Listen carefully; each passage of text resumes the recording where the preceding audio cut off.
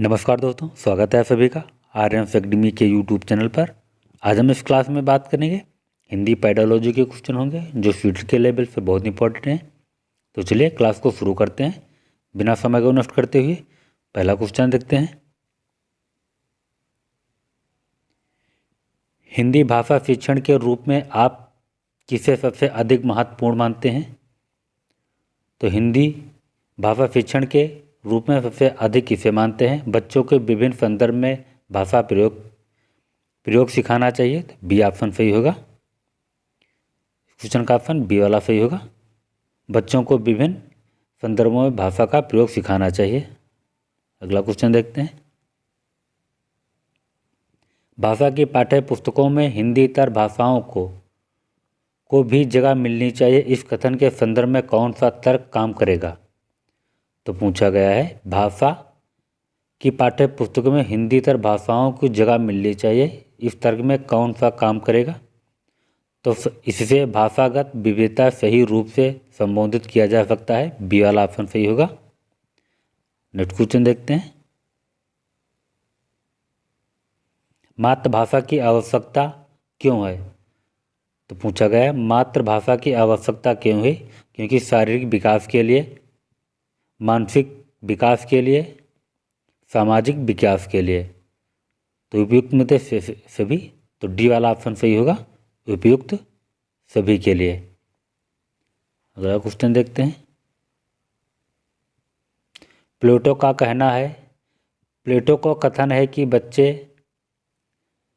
बच्चा बड़ों के बीच एक विदेशी की तरह होता है जिस भाषाई सच्चाई की ओर संकेत करता है।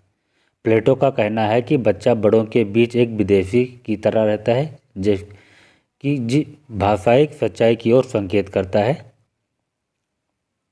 तो इस क्वेश्चन का ऑप्शन फर्स्ट वाला सही होगा। बच्चे अपनी भाषा में बोलते हैं जिसे बड़े सही नहीं समझ पाते हैं। तो फर्स्ट वाला ऑप्शन सही होगा। अगला क्वेश्चन देखते हैं, मैंने चाट खाई और फिर मैंने हंसी, शर्मिला का यह भाषा प्रयोग मुक्ता किस ओर संकेत करता है? मैंने चाट खाई और फिर हंसी, शर्मिला किस भाषा की ओर मुक्त का संकेत करता है? तो व्याकरणिक नियमों की ओर जानकारी न होना, इसीलिए शर्मिला भाषाई की ओर संकेत करता है। तो फर्स्ट वाला ऑप्शन सही होगा। अगला क्वेश्चन देखते हैं, उच्च प्राथमिक स्तर पर हिंदी भाषा शिक्षण में सर्वोपरि महत्वपूर्ण सामग्री है। तो पूछा गया है हिंदी भाषा शिक्षण के सर्वोपरि महत्वपूर्ण सामग्री है। तो डी वाला ऑप्शन सही होगा, बाल साहित्यिक। अगला क्वेश्चन देखते हैं,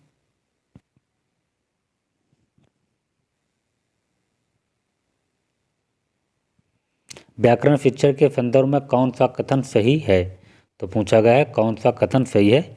तो ऑप्शन है व्याकरण शिक्षण के लिए एक सारणी में अलग से काव्यों की व्यवस्था होनी चाहिए।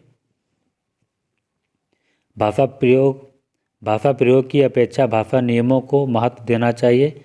बच्चे परिवेश में उपलब्ध भाषाई प्रयोगों के आधार पर स्वयं भाषा के नियम बनाने की क्षमता रखते हैं। व्याकरण शिक्षा का अत्यंत आवश्यक है। तो इस क्वेश्चन का ऑप्शन डी वाला सही होगा। व्याकरण शिक्षण अत्यंत आवश्यक है, डी वाला ऑप्शन सही होगा। अगला क्वेश्चन देखते हैं,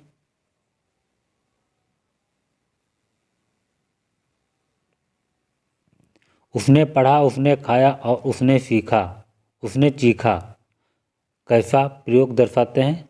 फिर कहा उसने पढ़ा, उसने खाया और उसने चीखा कैसे भाषा प्रयोग दर्शाते हैं?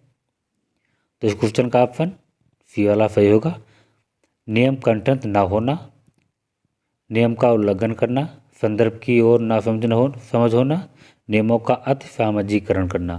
तो सी वाला ऑप्शन सही होगा, नियम कंठस्थ ना होना।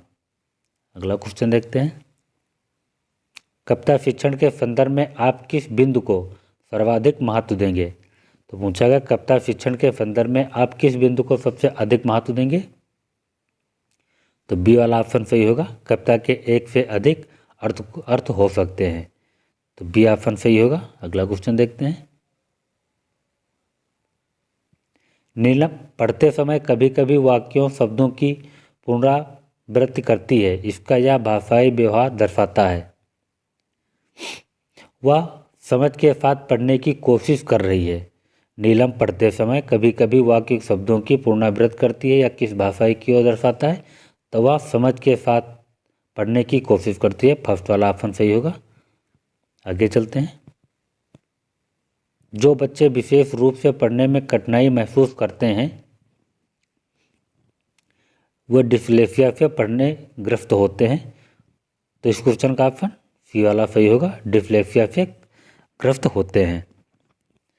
अगला क्वेश्चन देखते हैं। निम्नलिखित में यांत्रिक दृश्य साधन है, तो पूछा गया है यांत्रिक दृश्य साधन क्या है। चित्र का विस्तारक यंत्र है, चित्र मानचित्र है, ऑडियो कैसेट है, लिंगवाक फोन है। तो इस क्वेश्चन का ऑप्शन फर्स्ट वाला होगा, चित्र विस्तारक यंत्र है। अगला क्वेश्चन देखते हैं। शिक्षण सहायक सामग्री के लाभ हैं, तो पूछा गया शिक्षक सहायक सामग्री के लाभ हैं। इससे पाठ अधिक सरल, रोचक तथा मनोरंजक बन जाते हैं, ये भी सही है। इससे प्रयोग में बालकों में पाठ के प्रति रुचि का विकास उत्पन्न होता है, ये भी सही है। इसके प्रयोग में शिक्षण में कुशलता आती है, ये भी सही है। उपयुक्त सभी, तो इस क्वेश्चन का ऑप्शन डी वाला सही होगा, उपयुक्त सभी।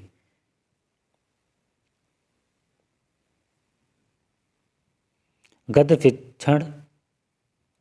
शिक्षण करते समय छात्रों के शब्द भंडार में वृद्धि पाठ योजना किस सोपान के अंतर्गत आती है।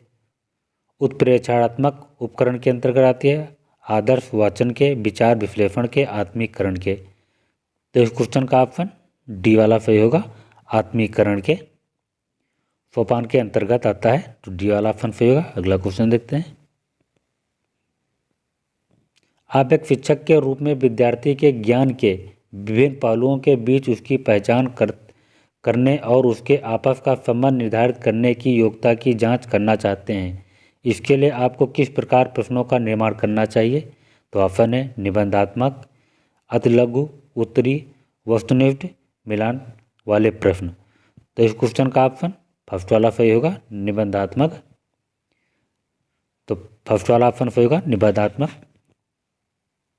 तो वीडियो को सभी लोग शेयर करिएगा अपने दोस्तों तक, वीडियो को लाइक करिएगा, चैनल को सभी लोग जरूर सब्सक्राइब करें और बेल आइकन जरूर प्रेस करें जिससे कि नोटिफिकेशन आप तक पहुंच सके। तो चलिए मैं क्लास को यहीं समाप्त करता हूं, नेक्स्ट वीडियो में मिलेंगे।